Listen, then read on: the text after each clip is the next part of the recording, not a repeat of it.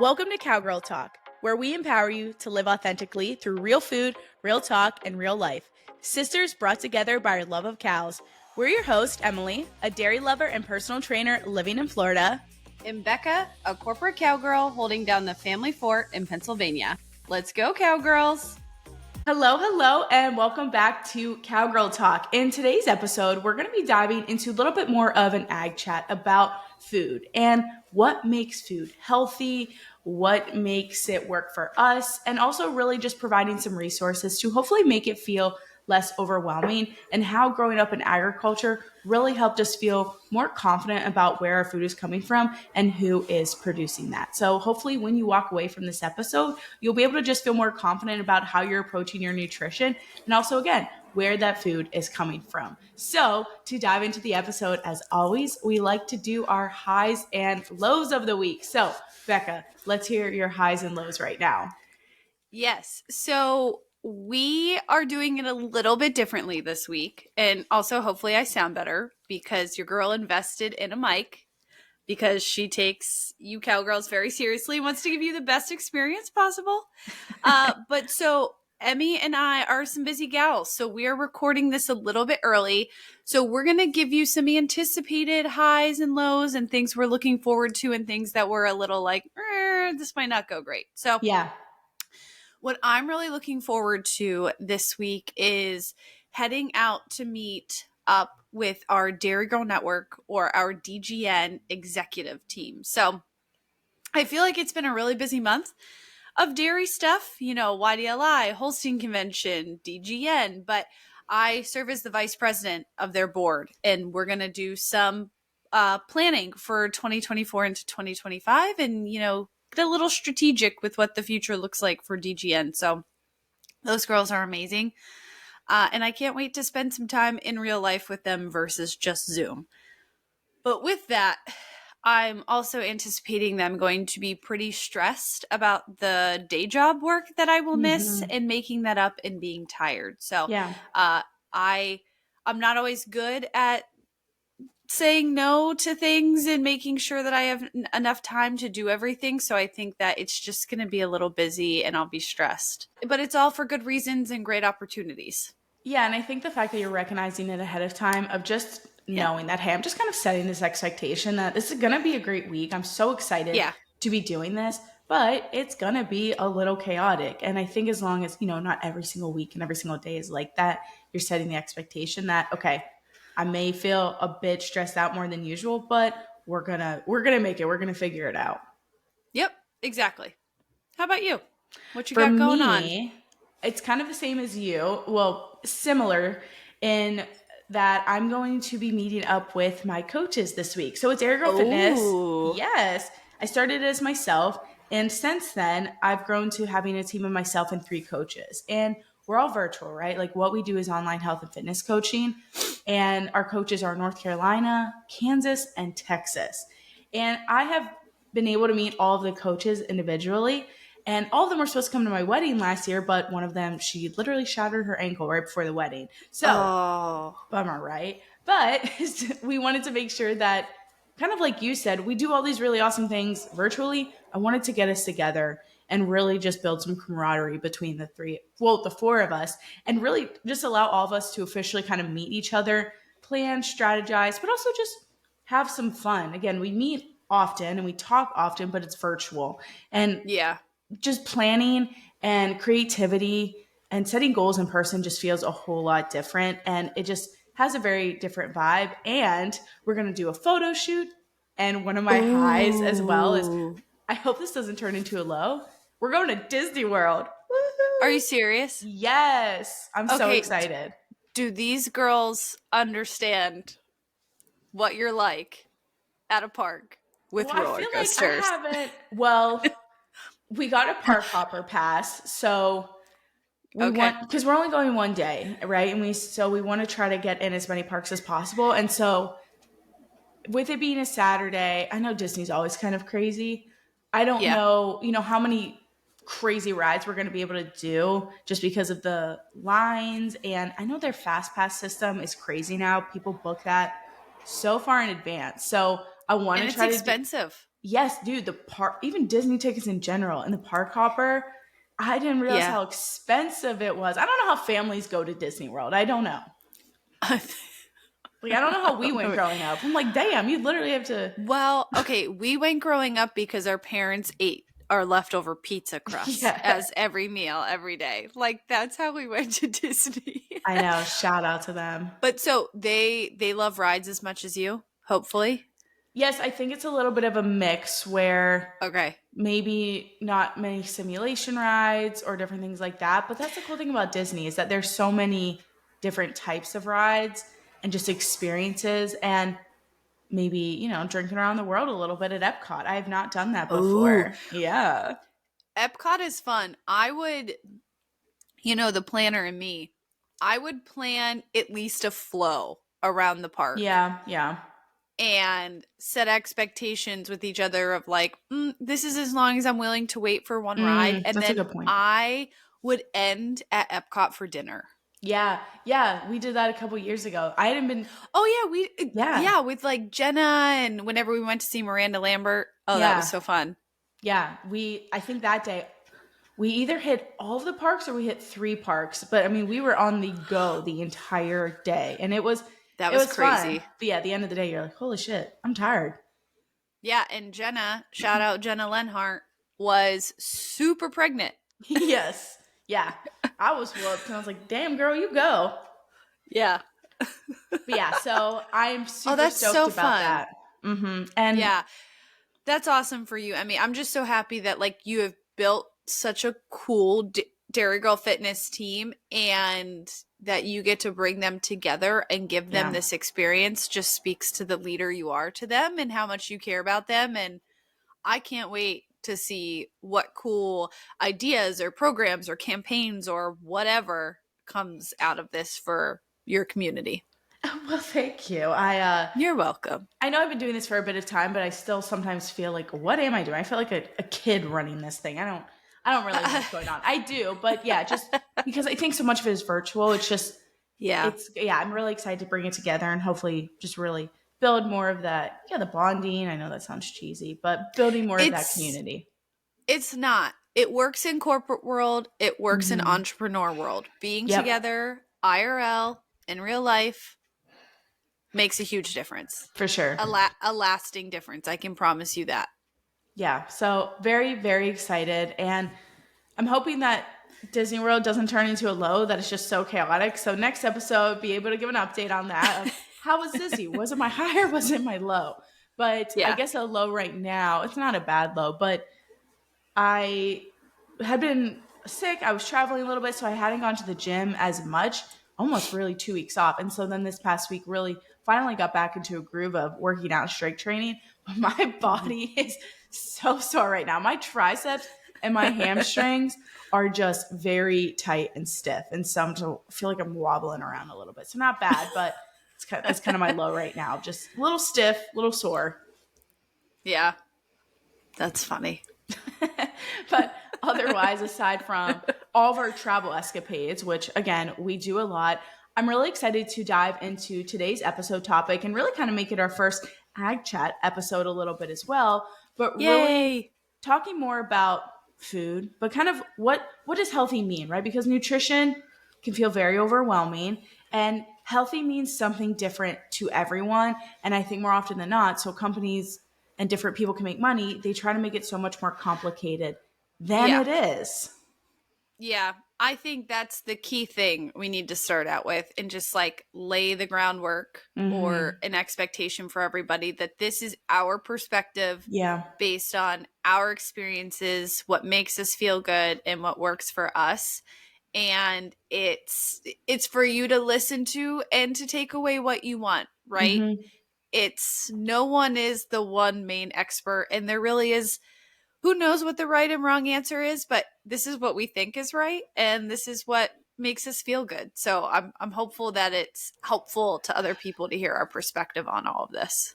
Yes, I love what you said as well, just because we're not going to give you the exact takeaway of what you need to do to achieve XYZ. Yeah. But again, really just talk about what makes us feel good, because that's what, when I think of, being healthy and eating healthy, that's really what it's about. It's about finding what works for you that allows your body to feel good physically, mentally, and if that helps you maybe also achieve like a performance goal, a specific physique goal, awesome. But really, it's meant to internally, externally make you feel good. And I think Yeah. when you find a healthy approach, again, finding what works for you, but also, okay, what like habits, what approach, what routine, what does that look like for me, and what makes me feel healthy? So that's Yeah. kind of what this is about versus, again, trying to get on our high horses and make you do X, Y, Z, but really talk Yeah. about what works for us and hopefully provide some resources as well that can make all of this seem a bit less overwhelming and less daunting. Yeah. Let's dig in. I think this is a great follow up from our last episode because we touched on nutrition a little bit, Yep. but we didn't dive in. And I think this will be great to build on giving yourself self love. And that's figuring Exactly. out what healthy eating is for you. Yeah, that's a good point because we did last week talk about, hey, nutrition does play a really big part. And for Mm-hmm. many women listening, people listening in general, if you're in agriculture or you're taking care of animals, I know y'all take the animals' nutrition very seriously. And so now Mm-hmm. let's help more people, and especially in agriculture, also recognize the importance of nutrition and make that a priority. And so we wanted to kick this off kind of just talking about how we plan and how we shop for our food and really just how we approach it within our mindset and also kind of within our routine. So, Becca, I would love to hear kind of what is your approach to nutrition? How do you fuel your body well? Yeah, and sorry if you see a tail waving in the background. It like It's like right by your head. Phoebe's tail has been like grazing my cheek. It's like a duster. Like, I'm hey. trying so hard to be serious because this is a serious Just like, topic. do.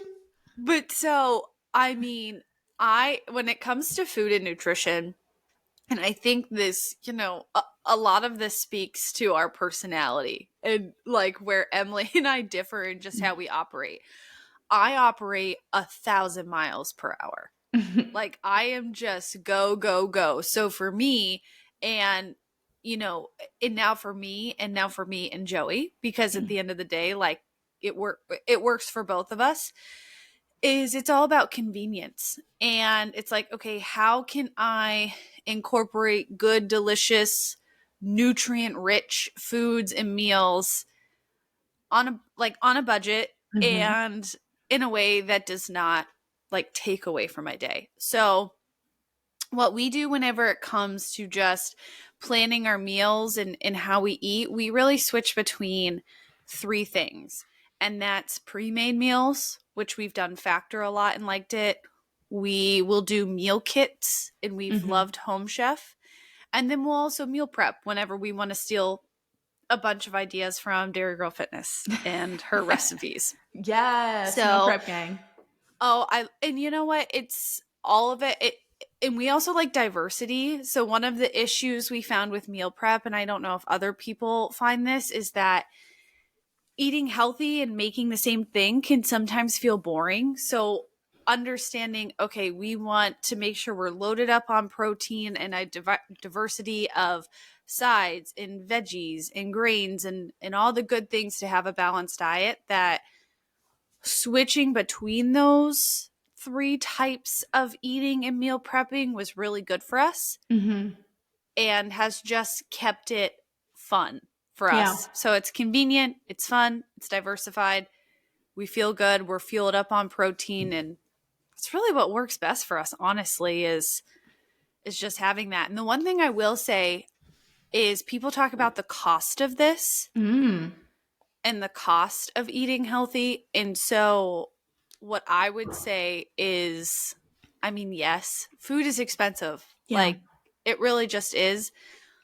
But if you're being really intentional with how you meal prep, which Emily's really, really good at, and I'm getting better at, it's find something that works for you. A meal kit might be more expensive than your groceries every week, but you're also wasting less food, which was good for Mm-hmm. us because we were wasting food. So yeah. But I'm curious, Emmy, like what do you do? And how do you make sure it's done in a way that isn't wasteful and affordable? Yeah, first I will put in my plug, my Aldi plug. Oh yeah. I've become an Aldi girl over the past year, honestly. maybe a year and a half. I don't know if it's been 2 years, but in the Southeast, we have Publix, and I love Publix, but Oh, I'm so jealous. Pub subs. oh God, the literal Oh, best. so But good. Publix, it's not cheap. And I'm sure if you would buy just the store brand, it would not be that bad. But when you go into Publix or honestly any store, I love buying food, right? I love buying the new products. And there's so many products that I think that's Oh, really yeah. where, it starts to add up is that I do buy the expensive name brand products. And so something that helps me is going to Aldi. And also, this one is kind of contradicting, but I get my groceries delivered, which, yes, this does cost money. I use Instacart. I think most states either have that or a lot of grocery stores Hmm. have their own delivery service now. But I use Instacart. And the reason that, yes, I'm spending more money, but it helps me save money in the way of, again, forcing me to just be specific about my Yeah. order. I can't go to the grocery Yeah. store and just buy whatever I want. So Well, that really yeah. helps. It does. And I'm just interjecting because literally I give myself a treat once in a while going into my favorite grocery store, Martin's on the Yes. Boulevard, and just aimlessly wondering. Like I do grocery pickup at Giant Eagle because they have the best gas perks. Welcome to your Yes. 30s, people. Gas Those are perks all great. day long.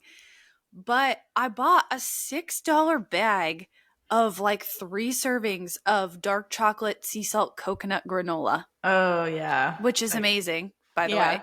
But that's like the stuff you don't need. So, you know what? Right there could have been my delivery fee of not buying True. it. Very True. true. True. Very true. So you're right. You are right. I know it's kind of contradicting, but it works for us. And I love that we're both able to provide some different perspectives here because I did start meal prepping when I worked full time and then building Dairy Girl Fitness on the side. So I can understand, what a busy schedule is like and working around that. But now I Hmm. know I do work from home and I kind of control my schedule. So I know I have some more flexibility. So I love that you can come in, be like, hey, I travel a lot. I work full time. I have a lot of extracurricular activities. I also volunteer a lot and you're still making it a priority. And for you, Hmm. it's, leaning into that convenience. And that's where I would love to touch on processed food or just what is your take on Ooh. that? And I know kind of what your take is going to be, but I think so often the internet gurus, they demonize processed foods, but that can mean very different things. Yeah. And it can make the difference of people eating consistently and healthy versus, just throwing it all out the window. Yeah. And yeah. So processed food is, or just like the word processed, is a word that whenever it comes to food and food production, words that just start to lose meaning. Like Yeah. natural has lost meaning. Sustainability is at the risk of it's not losing meaning, but it's become blurred. Like everyone has just uses this word as a blanket statement without without always really understanding what does this genuinely mean and what does it mean to me, or like based on what it means, how is it important to me? So I looked up what is the definition of processed foods, and so I was like, okay, what does the internet have to say about this? Yeah.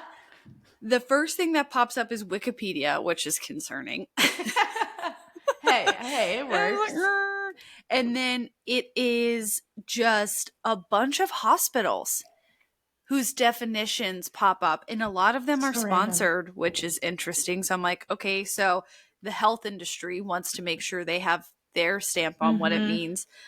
But the one I want to share is from Corteva Agriscience, which is a company who sells seeds. Like they're an, agronomy company. Nice. And so what they say is that the real definition of processed food is any food that's been altered in some way by either mechanical or chemical operations to preserve it. And those methods of processing aren't as diabolical, love that word, Oh. diabolical, as you may think. They include freezing, canning, baking, or drying techniques that actually sound rather homespun and domestic. So when people say this is natural, it's not processed, like, okay, so is it a raw carrot you pulled out of the ground? Yeah. Because that's natural and not processed. Now, I think where people might get confused is where there may be processed or something that might be more ultra processed. Now, I don't know the Yeah. definition of that word, but it's like cooked frozen carrots versus an Oreo. Yeah. Okay. Those are both technically processed. Mm-hmm. So for me, I'm not afraid of it, but that's, I have the perspective of growing up in agriculture and having Yeah. a deep rooted understanding in real life Mm-hmm. experience in it that word I'm like, well, yeah, duh, everything's Yeah. processed. But who has that experience, right? And like you were saying on labels, a product differentiator is the number one priority of any food company. Mm-hmm. And so they're going to put out there what they think is going to convince their people or their target audience to purchase their food products. So I've always thought that was really interesting. And I'm glad you brought it up of what does processed actually mean and Yep. how does that affect how we shop for food and how we eat food. Yeah, I think it can just, I mean, people love to demonize food. People love to put morality around food. And I think that Yeah. just puts another level on it. Like, guys, we have to process food in some capacity. I mean, unless you are able to, homestead or like, even if you're slaughtering your own cow, you are still processing that cow. Even if you're homesteading, even if you're ballerina Yeah, like farms, you're canning, you're still processing food to yeah, it's eat it. not a bad thing. Like something has to be processed to get to the end outcome. Yeah. So I'm like, okay, let's relax. That's not, to me, that's not a priority to me Yeah. on how I select my food. Yeah. What? Obviously, I love frozen vegetables. Like, They're that's processed. convenient. They are, and Yes, I don't waste them. exactly. Maybe, and I don't know the science behind the nutritional value, but I think it's pretty darn close. It is It's very, very pretty darn similar. close. And I think that side of things on frozen foods, even canned foods, I really think it has also reduced food waste. Just because if you get fresh Yeah. broccoli and you're like, oh, this is gross, I'm not going to eat this, I'm throwing it away, frozen broccoli doesn't necessarily go bad. But that kind of leads into my approach with this as well is in general, when I view healthy eating, right, and also kind of what we do with our clients as well, is we like to look at the 80-20 method. And this is also where it can allow you to give yourself some structure and routine, but then have that flexibility and just take the nasty labels off of food and feel guilty and feel bad for Yeah. eating foods that you enjoy. So, what that means is 80% of the time, I like to eat nutrient dense foods. And 20% of the time, that's where I'm incorporating maybe the fun, like less nutrient dense foods. And when I mean that, when you're like, okay, Emily, what does nutrient dense mean? So when I'm thinking of what I want to incorporate into majority of my day and my week, I'm thinking of, okay, when can I get in some high quality protein sources, complete protein Yep. sources, right? So for me, that very often means meat, dairy, eggs, and some other things that add in protein, but those are going to be my main categories. And then, okay, let's get in lots of vegetables and let's get in lots of fruits. And if you're like, I don't like vegetables, we are adults, y'all. We have to just eat more vegetables. Figure out a way to do it. Like, come Yes, on. Figure out a way to do it. exactly. I know. Hide it in something, put spinach in your smoothie, mix Yes. rice, broccoli, or cauliflower into your ground beef and put some sauce on it. Yes. Get creative. We have to do it. Yes.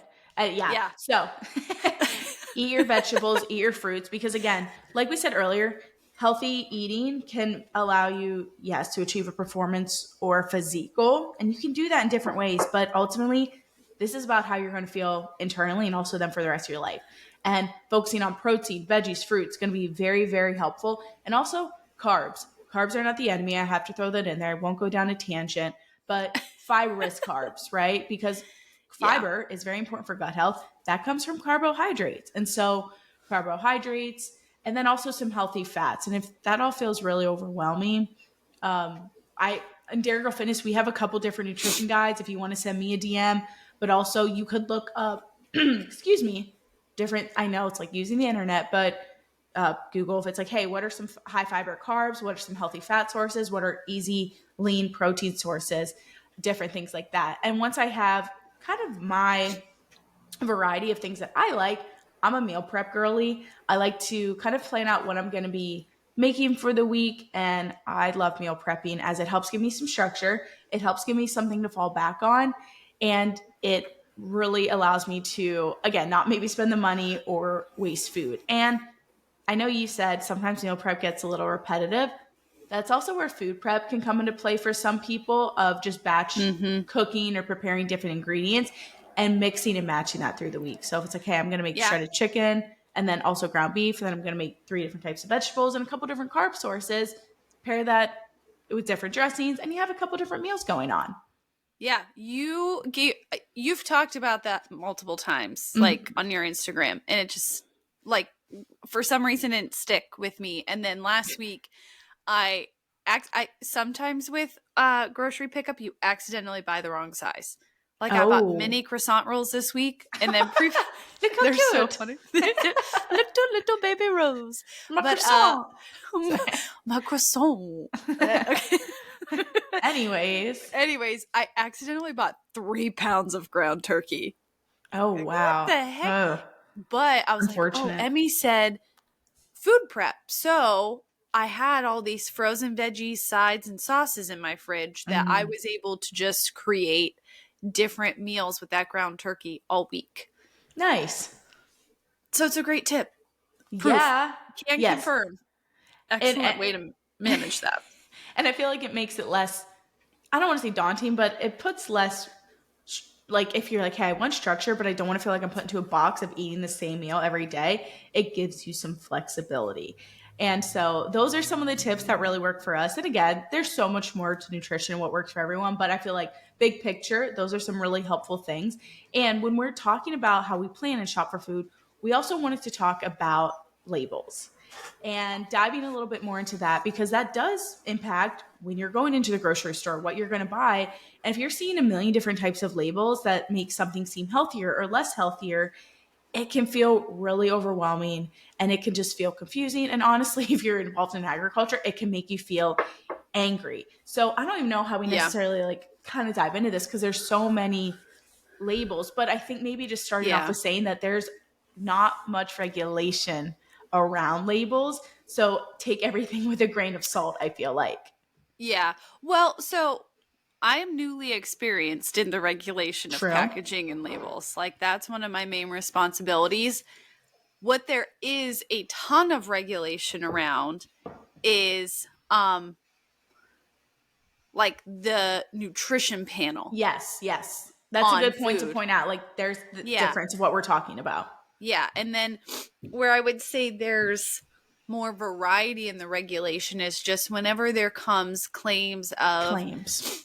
sustainability or animal welfare or non Mm-hmm. GMO or organic. There's just different tiers and so many different programs that allow you to achieve this. Or like there's different things you have to go through for certain kosher certifications. So if there is something that is important to you, what I would recommend is looking up what all of the different claims mean. Yeah. Right? So it's like there's just such a variety of claims that people can make in different requirements for them. There's always a requirement for someone to Yeah. make a claim. So what I choose when I'm looking at labels is that growing up in agriculture, I feel good about how food is produced in any way, to be Mm-hmm. honest, right? Whether Yeah. it's organic or conventional, I feel good and I trust the producers and the farmers that are making this food. So what I'm Mm-hmm. focusing on is that nutrition panel. So Em, like you're saying is, okay, what's the protein content of this? What's the fiber content of this? What's the sugar content of this? And how does that fit into this goal I've set for my Yeah. week? So when I'm looking at labels, that's what I'm focusing on. And Yes. I will That's it. say, I'm also focused on if they're cute or not. Like, I fall for it. Yes. If I have that granola has all the claims in the world. Why did I buy it? Because it's a pretty. sexy bag. It's a sexy bag. I'm like, ooh, We're that's gonna have to cool. we're gonna have to show this on social, because I also want to see what the sexy bag of granola looks like. It's Love Crunch. Oh wow, that is interesting. I hope it's good. It's delicious. Good. It's so it's good. Sexy and delicious. Sexy and delicious. But that's how I Yeah. look at labels, right? And so if you Yes. see something that's interesting, look it up. Look it Yeah, up and and see what it means. I love how you differentiate in them though, because it is true. I mean, when I say labels, I know what I mean, but not everyone has the opportunity to grow up in agriculture and Mm-hmm. understand how food is produced. So yes, nutrition labels, the companies aren't bullshitting that. I think so many people like America just doesn't care about how their food is produced and there's just so much going in there. But there are very strict regulations that companies have to follow. And so the nutrition label that you see with the actual nutrient breakdown, that is legit. That's not made up. And there is like a Yeah. variance of maybe calories and such, but like the actual breakdown, that's legit. The ingredients, all of those things. But yeah, we're more so kind of talking about the claims, right? And I think if I can just, kind of keep it quick, but also it's something to take away is that these claims don't always mean it is healthier. So if you're feeling Right. overwhelmed and you're also on a budget, like don't feel like you have to buy organic or the all natural or, the non GMO. Those things do not automatically make it healthier. It's actually really just in the way that it is produced. And some people, have opinions about that. And if you're like, okay, I do want to Yep. buy it because it's produced in a certain way, cool. But the nutrient breakdown of meat, of dairy, of eggs, of produce, even bread, right? Like grains, it is still extremely healthy if it's produced in a conventional way. Yeah. And that is just, I think, something very important to note because, again, farmers and ranchers have to follow very strict regulations to make sure that they're producing a safe and healthy product, no matter what claim or label is on that food. Yeah. And like some examples I was just looking up, and one that gets me all the time is grass-fed beef. Mm, And so two people that I think have a really interesting perspective on that is the Discover Ag podcast, and then yep. also the Sustainable Dish, or Yes. in her book Sacred Cow. And so it's like, okay, yeah, a lot of cows are fed grass, right? Beef cattle eat a lot of grass, right? And it Yep. just means it's literally what it means. That's what they're eating. And the science of the composition of meat, the difference is so minor. I think like Mm-hmm. really you might also get a difference in the texture of the meat. So Yeah. it's not regarding the welfare of the animal, it's regarding The what they diet. eat, the diet. Mm-hmm. And Natalie Kvaric talks about that, and I'm like, oh yeah, that's such a great Duh. way to explain that. Yeah. And then another one is um free range or cage free eggs. Yeah. It's like based on, does this animal have access to outdoors, or like the space that an animal may have, and the differences might not always be that big. Mm-hmm. It's just like, okay, here's a slight difference in the production of the food or the diet of an animal, and then people love making choices based on fear. Yeah. Like fear It sells. sells. Fear Yep. sells. So just when a product is trying to differentiate itself, that's really all it is. It's a product. It's like a lot of times it's just a differentiation of us, just the slightest, Yeah. that gives them something different to put on their product, to put on the shelf, for them to charge at a higher profit margin Mm-hmm. and to get you to purchase the product. Yeah. All such good points of just having that awareness. And again, I know if you don't grow up in agriculture, it is Yeah, confusing, but it's so confusing. And it's always just like the way that even like the artistic element yeah. or the creative element of a label Mm-hmm. is, there's so much strategy and intention behind the color, the style Yes. of the font, They're the placement pretty. of it, the like eye level of when you're going to see something based on the shelf it's on in the store. Like there is so much thought and intention behind what companies will put on a label to make you take action and take a decision. Yeah, I mean, you are kind of, the expert in it now, or more so than me. I mean, you have a Yeah. lot of experience in this. And I think it Yeah. brings up a good point as well of don't get so caught up in the small things that you forget about the big things. I think, again, we want to feel important when we're making food decisions because it is something that we control and we feel like we can support certain types of farmers or ranchers or people when we buy our food. But like you said with the grass fed or free range, some people claim that maybe there is a slight nutritional difference, but it's not big enough to make that big of a difference if you're not also managing, are you even eating enough? Are you eating too much? Are you getting in enough Yeah. protein? Are you eating any fruits and vegetables? Are you getting in any fiber, right? Like focus on those things first before you start to allow yourself to fall down the rabbit hole of labels. Because again, I Yeah. know people on the internet and the gurus would try to disagree, but the US food system Yeah. is really it's strong, it's healthy, it's regulated. So the foods that's going on the shelf, especially, again, kind of like the whole foods, the 80% foods we were talking about, those are healthy and those are going to be great options. And I feel like Yep. that segues really well. And we kind of already chatted about it, but just resources that we use to learn and plan. And I feel like we've already kind of started to talk about that, but I feel like we do need to preface it, as we Yeah. already have, with just saying that we know we are very lucky to have grown up in agriculture and to have been part of the 2% that feeds the rest of the population. And I think when farmers, ranchers, or people in ag get frustrated about consumer decisions or how people feel overwhelmed with trying to buy food, I think we have to remember that most people are very far removed from this, and it's not their fault. And so I feel like that's why No. we have to have these conversations in a way that it's not derogatory, it's not making them feel dumb, for making certain decisions, because we are very lucky to have seen firsthand where our food comes from in a lot of different ways. Yeah. And Phoebe's like, yeah, me too. Let me eat your ear. Sorry, Phoebe, relax. She heard her dad stirring in the bedroom, so she's like, ooh, Someone's someone who will awake. actually play with me. But so, yeah, we grew up in agriculture, and I think one perspective that I feel really fortunate to have is not only the growing up aspect of it, but the professional experiences I've Yeah. been able to have in agriculture that have shaped, how I look at food. So, Mm-hmm.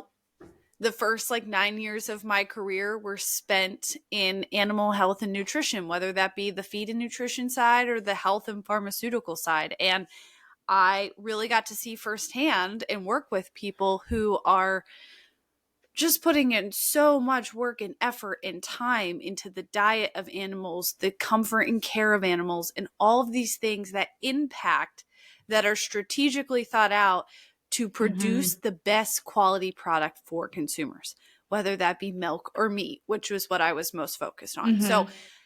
having that understanding of, holy cow, how much goes into this end product that a consumer is getting and how much these people truly care. Yes, it is a business. Yes, they are trying to make money, Mm-hmm. but they would not be doing this if they did not have this deep soul connection Yeah. and passion for doing this. And then I transitioned from that to now I work on a milk brand, a dairy Mm-hmm. brand, and now my work is packaging and making sure things get approved by the FDA, making sure we differentiate our product, and making sure that we are as clear and as transparent as possible to the consumer on what they're buying and why they should buy it. And that has just given me a look into how much goes in to our food that goes on the shelf. And it's a lot. And as a consumer myself, I'm like, okay, they're not just willy-nilly throwing shit on the shelves. Shit on the I shelves. mean, Shit on a shingle. Here's your sorry. milk. I feel No, like, it's funny. sorry, parents, that We're gonna we have some swear. profanity in this podcast. We are. Heads We're going to up. have some profanity. But I mean, they're really not. Okay. Yeah. There's a lot out there, and the choice in our country is overwhelming, but amazing and a privilege. And Mm-hmm. understanding now both sides has just even it makes me respect animal production in our agriculture and food system even more. Yes. So Yeah. I wish I could just and hopefully through this podcast, you and I can share with people, this is why we feel so good about buying and eating the food produced in this country. Yeah. And you brought up some good points that I think people forget, because we were in the Bahamas a couple weeks ago on a trip, and it was kind of a work trip when we were with people who manage hotels, and we were just having conversations about agriculture, and we were talking about cows and just like how milk gets to the store, and we're like, yeah, we're farmers, we have Mm-hmm. ag degrees, and some of the people were like, we literally didn't know that was a thing, like, oh, you study agriculture. And so people are just very far removed, and so we forget, not we, but a lot of consumers forget that farmers are and ranchers are also consumers, like they're eating Yeah, the food that they produce. And I think the more that people start to realize that, they're like, oh yeah, wait, why would they put out a bad product if they're also, having to consume it? And I think exactly. that is such an important just topic, that and point that people really hopefully can continue to realize more and more. And then there's a saying, is it by one of the presidents, like no one cares about what you know until they know how much you care. Oh yeah, I don't know who said that, but I know someone said that. Someone said that, not me. But I think that's a really, important quote, because that is, okay, I was trying to be cool and philosophical. Stupid. Well, All right. I'm not sounding very smart either right now. I'm like, oh, someone Giggling said at that. me and my cool quote. But I wanted to say my cool quote because I think it goes to show why people buy certain brands, right? If someone wants to buy the thing with the cool claims and the cool labels, it's because they're like, oh wow, this person really cares. And so I think it's so important that farmers and ranchers are continuing to put more of their story out on social media. And again, I know social media is a black hole sometimes, but there Yeah. are so many products, like you said, that we do need to get our faces out in front of the products to remind people that we do care about our animals. We care about the product we're producing. We care about the crops, about the land, and all of that. And those are just two very important things. Well, I would love to know, Emmy, who you follow on social and who you feel good about following for this type of information. Like, okay, we have our experiences, we have our life growing up in ag. And so these experiences and this knowledge is what we use to gauge who we like on social media. Yeah. So I guess like, because we are the end all know all, or know all. We are. So who do you like? Okay, so are we, because I have a lot. Do we want to stay in the realm of, or kind of go in order? Like, do we want to stay within agriculture and then maybe dive more into the educational side of things, or which route we're trying to start with? Just to make sure I have some sort of guidance. We can start with farmers? Yeah, go for it. Okay, cool. So Becca and I were talking before recording this of, again, we grew up in dairy, but that is what we know. And so there are still a lot of facets to agriculture that maybe we don't have experience with. And so one of the cool things that we like about social media is that we have been able to connect with other people in agriculture that are producing products that we don't have a lot of experience with. So for example, like Cranberry Farmer, Amber from Cranberry Farmer, I had no idea how cranberries were produced. And there's also one, she's in Canada, and Sheepishly Me, it's Sandy Brock. It's just, again, I know sheep production or wool production, or Manchego cheese. That's my favorite cheese, and it's actually from sheep milk. And so that was one that just allowed me to kind of see a different side of production. And then another one is This'll Do Farm. They do pigs, and I think they also have crops, but their main page is about pig production. And those are just a few that allowed me to see a little bit of a different perspective. And we were also talking that we need to find some more produce farmers to connect with. I feel like that's something you can see from the land, right? So down here, there's citrus, there's peanuts, there's cotton, but I don't really always know the process of it. And so if anyone has that connection, let us know. I'd love to follow and really just continue to gain more education. But who are some of your fun follows? Well, so I like yours, and then the one I'll add is Big Sky Caroline, and she does something that's Cowgirl Camp, where she brings people in, and like it started trending apparently, so she had to close, like, oh my gosh, because there were people from all over who wanted to come out to Montana and learn how to do sheep stuff. That is so cool. They created like things out of wool and skins and all this kind of stuff, and she just has such a unique perspective on regenerative that's a hard word. Oh my gosh, regenerative. I don't know if I've said it out loud. I don't think I've ever said that out loud.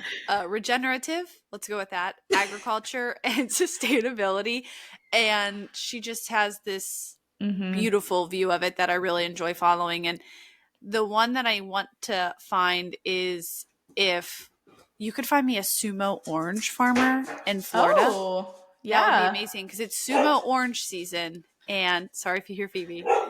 She's getting breakfast. She's like, yes, we're so excited for food right now. Puppy dad just woke up and it's time for breakfast. But it's sumo orange season, and I would love to find one of them. Yes.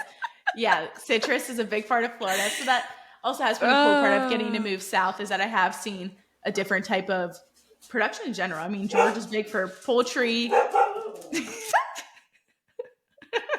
Okay, Becca put herself on mute because Phoebe's just pumped right now. But yeah, so Georgia, what I've really gotten to see more of is peanut production, cotton production, and again, poultry is huge in Georgia. I think Georgia might be like the top state for it, and also watermelon. Ruben grew up near the watermelon capital of the world. And then in Florida, it's also just a little bit different. I won't go, that's, I feel like a whole nother topic. But yeah, just being able to. Florida is its own podcast. Well, Florida's so cool just because the weather, right? You can grow so many different types of produce year round. Yeah.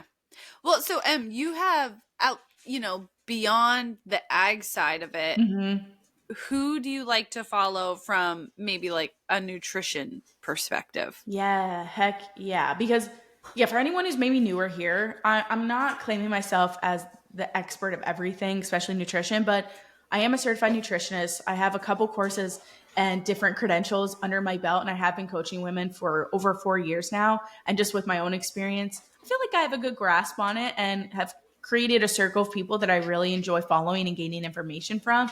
And we can drop these in the show description as well, because we're dropping a lot of people to follow, but some more accounts on the educational side of things would be Food Science Babe is fantastic. She's more so about the actual breakdown of foods and calling out the stupid gurus that you see on social media trying to fearmonger. So Food Science Babe calls that out. The Sustainable Dish, I know Becca mentioned her earlier.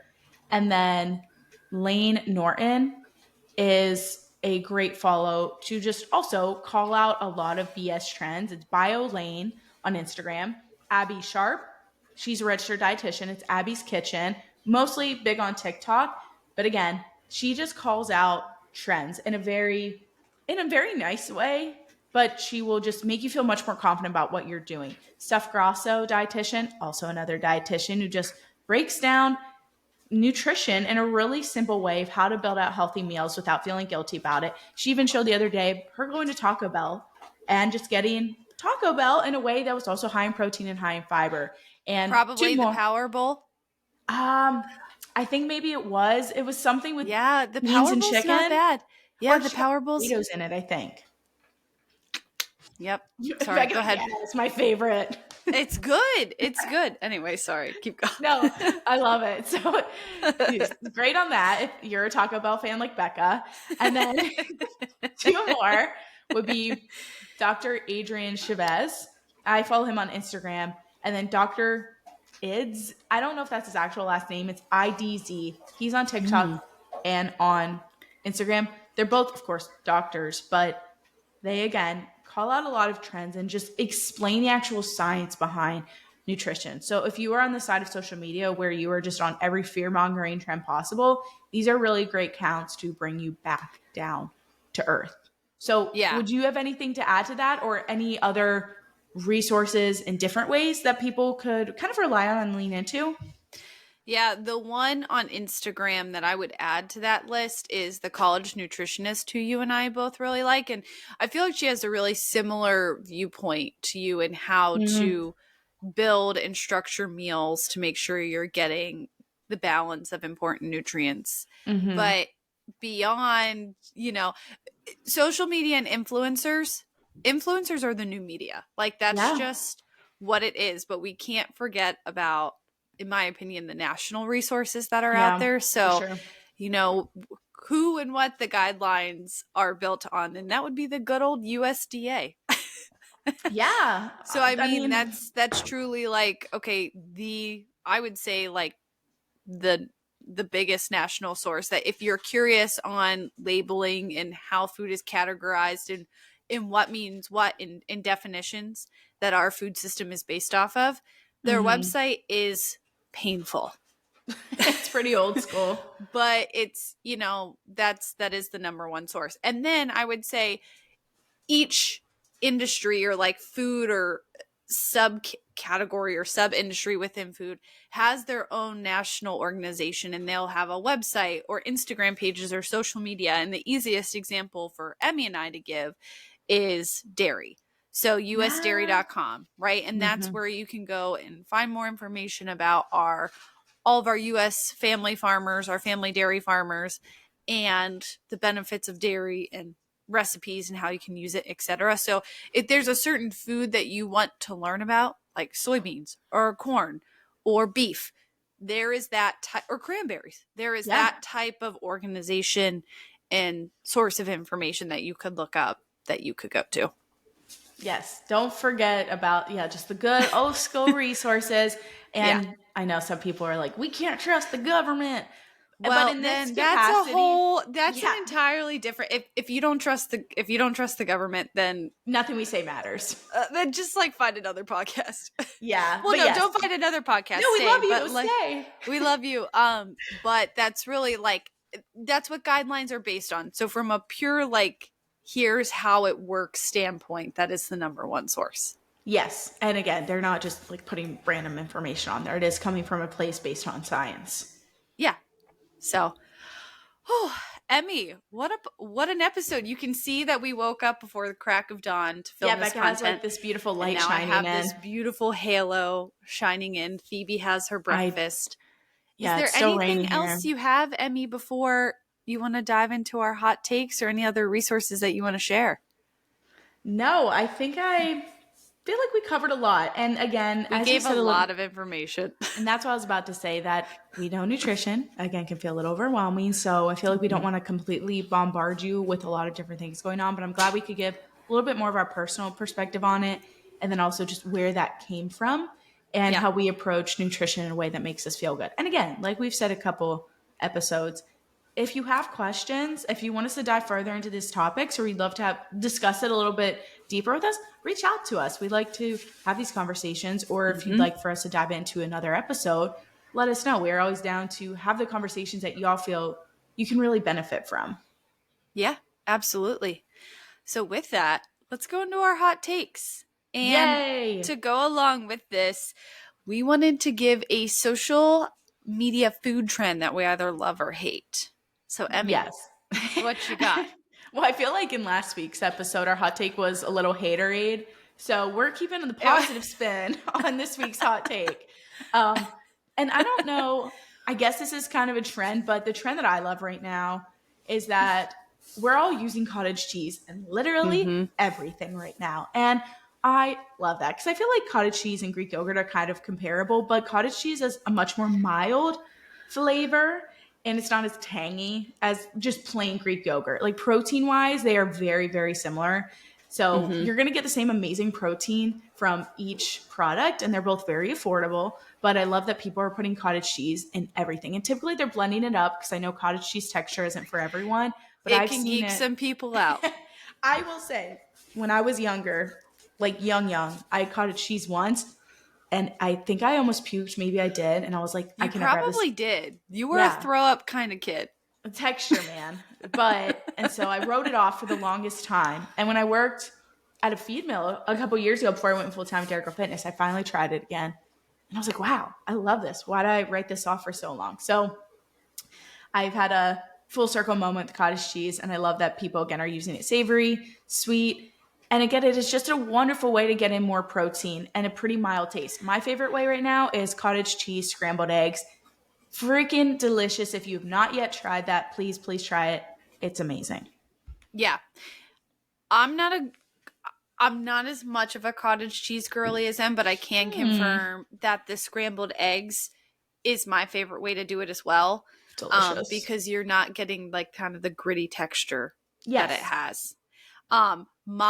What I have found super interesting, I'm sure no one will be surprised by this, is the ice and milk debate. So I think it started when like the foot long Subway cookie was happening and people Oh, were really? like putting ice and milk and then dipping their cookie in it and all the things. So I Oh. was like, oh, this is interesting. And, milk is 87% water, right? So it's not, I think the debate is it going to change the composition or the flavor of milk?